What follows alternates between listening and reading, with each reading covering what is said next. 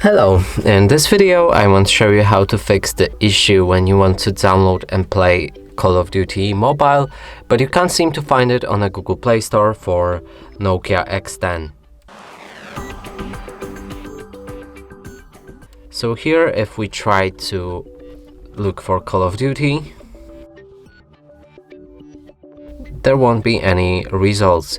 And to fix this, go back, click on your profile picture, move to the settings, reveal family, parental controls, and right here either disable parental controls entirely or go for apps and games, enter the PIN, hit OK. Now increase PG to at least 16 and make sure to save the settings afterwards. Now if we go back and try to find the game again, it should be right here. And let's click install. And it works fine.